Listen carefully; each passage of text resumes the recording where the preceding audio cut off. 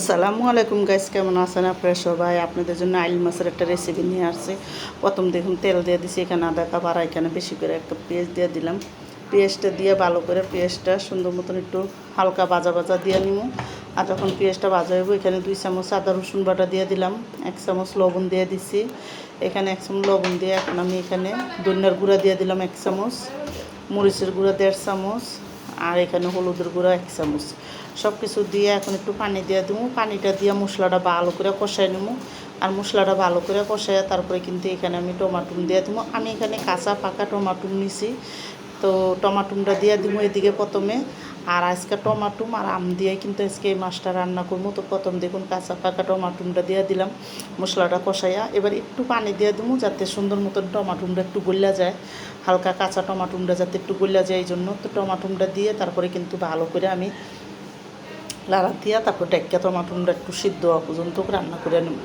তো এখানে যখন সিদ্ধ হয়ে যাব তারপরে কিন্তু দেখুন আমি এখানে টমাটোটা রান্না করে করে নেবো। আর যখন দেখুন সিদ্ধ হয়ে গেছে এখানে টমাটোটা, তখন আমি মাছটি এখানে দিয়ে দেবো। তো আমি আইল মাছ 2 রকমের মাছ এখানে দিছি। আইল মাছটি আমি সুন্দর করে কাটতে তারপরে কিন্তু এখানে দিয়ে দিছি দুইয়া। আর এখানে দুইয়া দিয়ে এখন এই টমাটোমের সাথে মাছটা একটু মিলাইয়া তারপরে কিন্তু আমি এখানে কাঁচা আম দিয়ে দেবো। আজকে আম দিয়ে তারপরে রান্না করবো। আর এদিকে দেখুন বেশি করে কটা আম কাটটা দিছি চিকুন করে, আর কটা কাঁচামরিচ ফাইরা দিয়ে দিছি।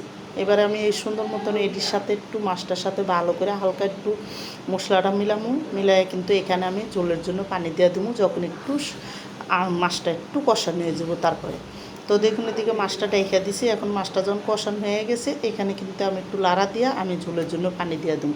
তো আমার এই কাঁচা আম দিয়া এই টমাটো দিয়ে কাঁচা টমাটো আর কাঁচা আম দিয়া রান্না করা এই আইল মাছের রেসিপিটা যাদের পছন্দ তারা লাইক সাবস্ক্রাইব দিন, প্লিজ আমার ভিডিওটা বেশি বেশি শেয়ার করে দিন আর সাবস্ক্রাইব করে দিন। আর এইভাবে একবার হইলেও কাঁচা আম দিয়া মাছ রান্না করে দেখুন, অনেক মজা লাগে।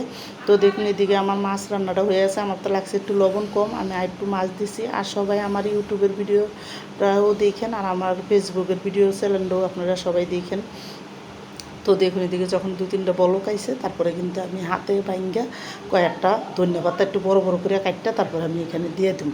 তো মাছটা যখন হয়ে যাব তার আগে আমি একটু বেশি করে ধন্যবাদটা দিয়ে দিতেছি। ধন্যবাদটা দিয়ে এখন আমি সুন্দর মতন মাছটা হালকাভাবে একটু লাড়া দেবো যাতে ধন্যবাদটা সব দিকে মিলা যায় আর হয়ে যায়।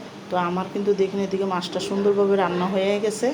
আর এখন আমি সুন্দর মতন একটু মশলাটা লাগিয়েছি। আমি এখানে মাছটা একটু মাখা মাখা রান্না করবো, বেশি একটা ঝোলও রাখবো না। তো হালকা মাখা মাখা থাকবো, ওই উচিলে হইলেই আমি মাছটা উঠাই দিই। তো দেখুন এদিকে কিন্তু মাছটা উপরে তেল উঠে গেছে আর আমার কিন্তু এখন মাছ রান্নাটা শেষ, আমি রেখে দিলাম।